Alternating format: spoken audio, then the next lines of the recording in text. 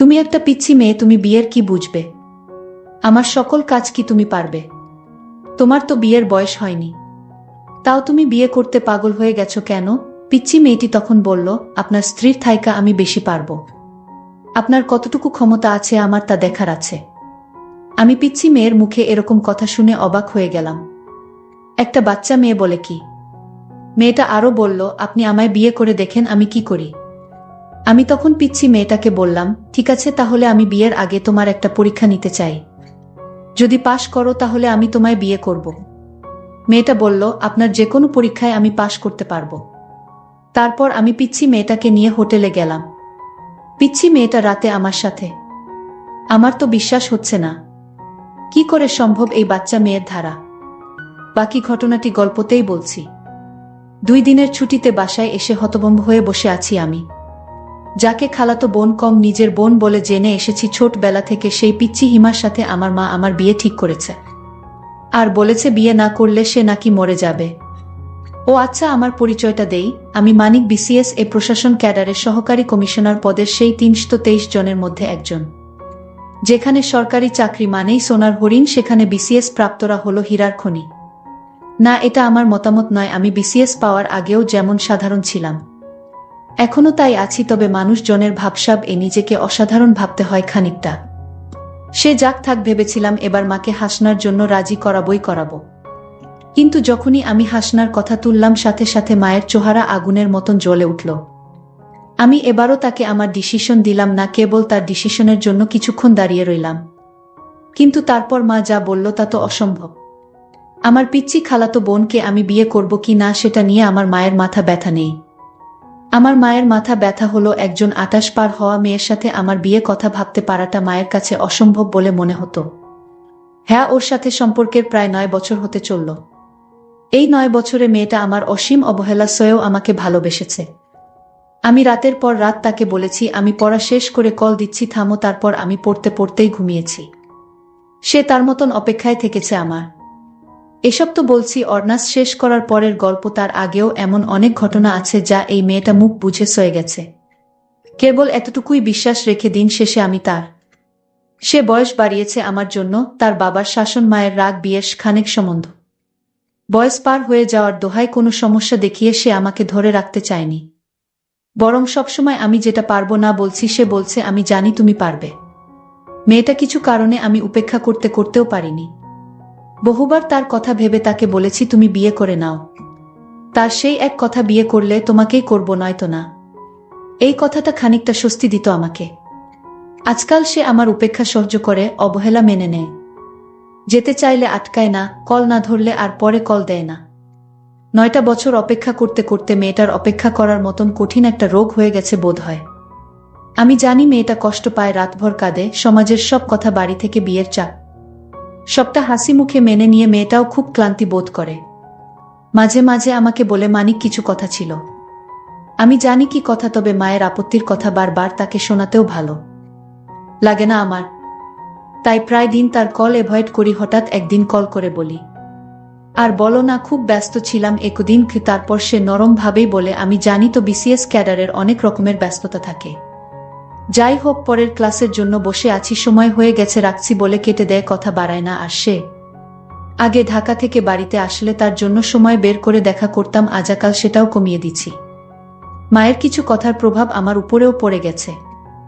28 বছর একটা মেয়ের জন্য বিশাল ব্যাপার। এখন আর হাসনাকে আমার ভালো লাগে না তেমন। নয়তো তাকে দেখার জন্য যে আমিটা ছটফট করতাম, সেই আমিটাই আজকাল আর তাকে দেখতে চাই না। কেন?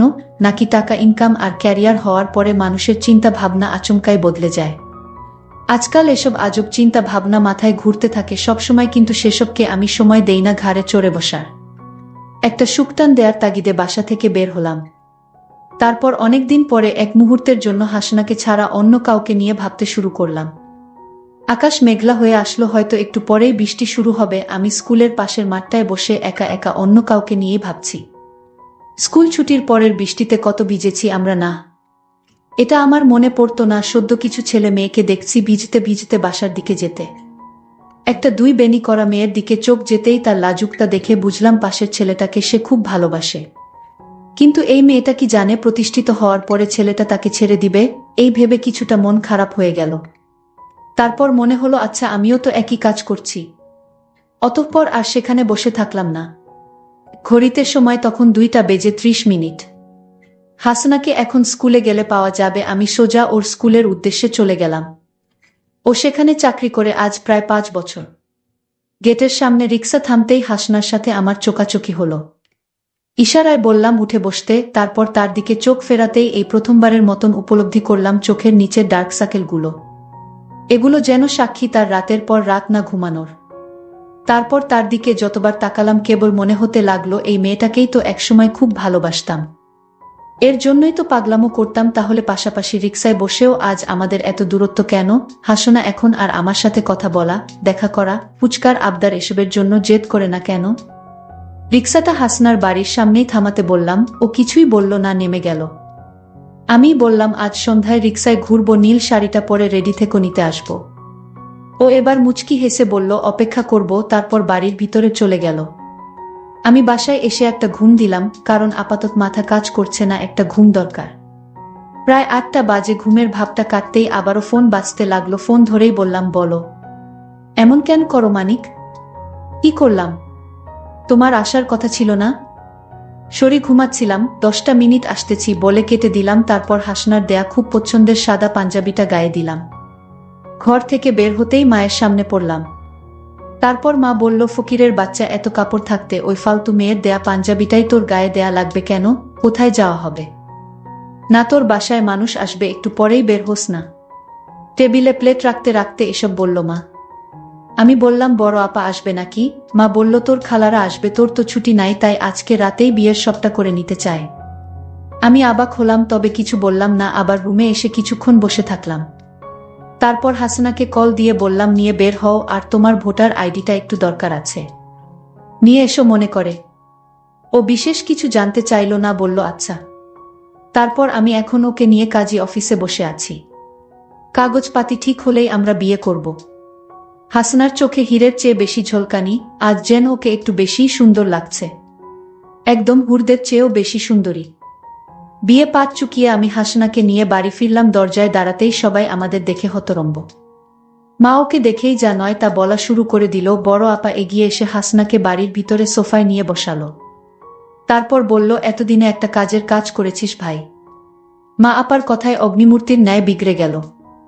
তারপর আবারও হাসনাকে বকতে লাগলো। তখন আমি বলা শুরু করলাম, মা এই যে তোমার বড় মেয়ে, তার বয়স কত করে বিয়ে দিয়েছিলে যেন? 27, তাও নাকি আপা তোমার কাছে ছোটই ছিল। পাড়া প্রতিবেশী কিছু বললে তার উপরেও ঝাঁপিয়ে পড়তে না করনি, অথচ আপার কত কত সম্বন্ধ ফিরে গেছে, মনে আছে তোমার? তবুও তুমি বলতে আমার মেয়ে এখনো বুড়ি হয়নি, ওর আরো ভালো ঘরে বিয়ে দিব। তারপর একদিন আপার বিয়ে হয়ে গেল।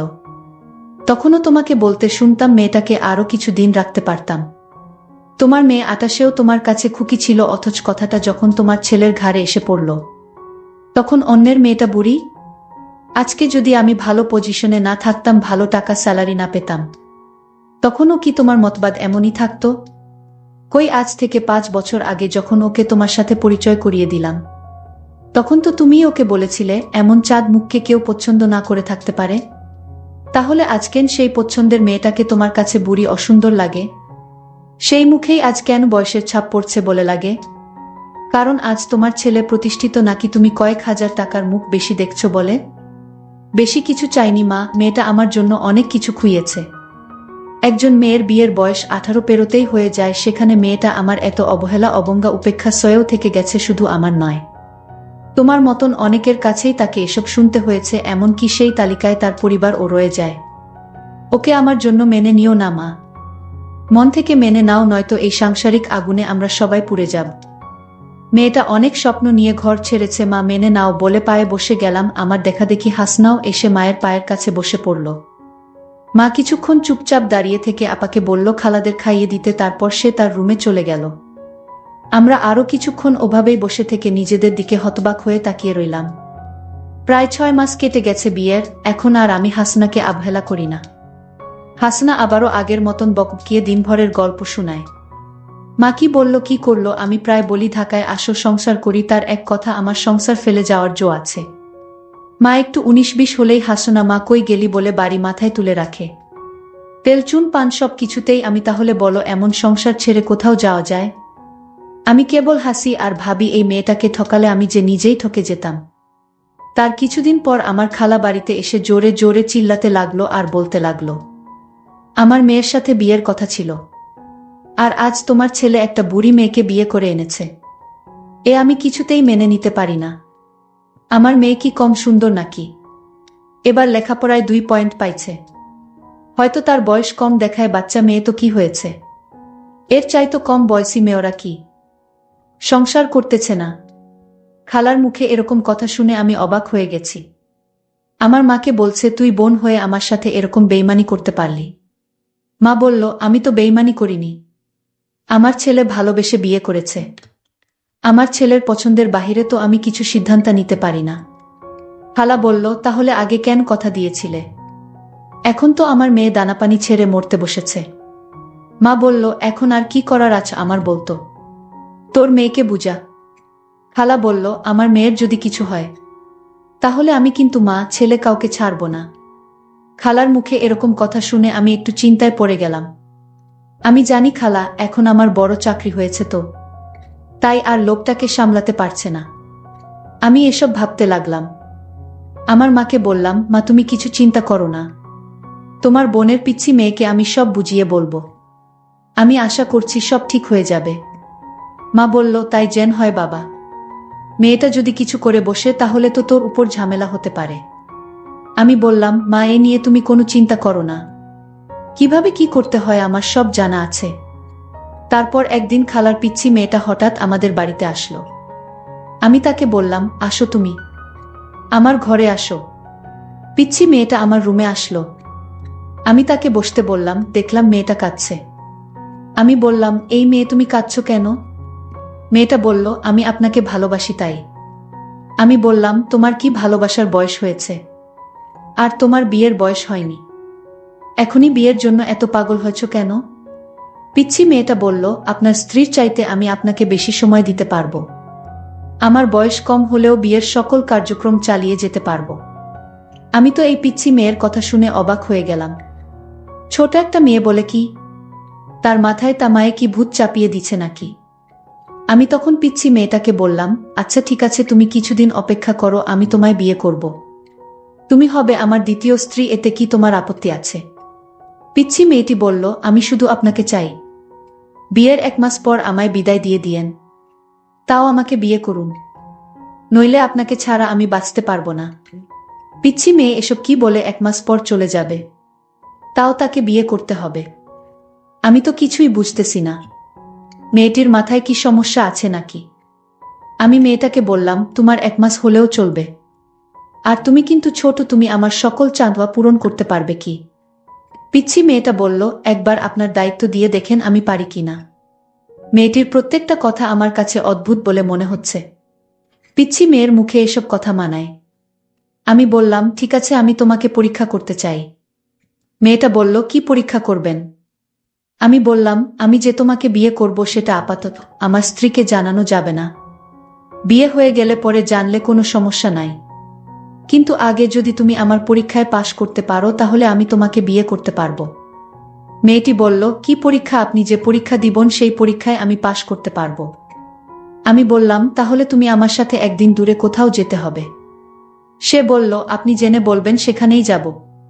আমি বললাম, তাহলে তোমায় নিয়ে পটুয়াখালী যাব ঘুরতে। সে খুশি হয়ে বলল, ঠিক আছে। আমি পরের দিন তাকে পটুয়াখালী ঘুরতে নিয়ে গেলাম। তারপর রাত হলো, আমরা একটা হোটেলে উঠলাম। তারপর আমি বললাম, আজ রাতেই তোমার পরীক্ষাটা নিবা? আমি বললাম, আচ্ছা তুমি আমায় সত্য করে বলো তো, তুমি কি কাউকে ভালোবাসো? সে বলল, বাসি আপনাকে। আমি বললাম, এটা মিথ্যা, তুমি অন্য একটা ছেলেকে ভালোবাসো, তাই না?